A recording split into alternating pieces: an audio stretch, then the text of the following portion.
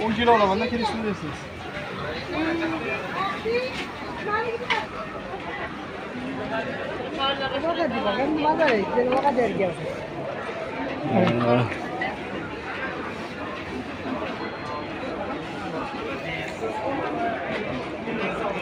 Malo çocuklar var.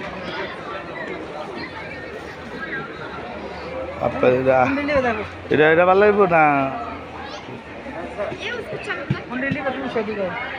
দাঁড় আপনার কোনটা এটা মনে ভালো লাগবে নাকি আমার কাছে কোনটা ভালো লাগবে না ও এটাতে এটা ভালো না নাকি সাদা আচ্ছা লন একে দিলাম একটা আমি তো বিক্রি করি হ্যাঁ লন একে দিলাম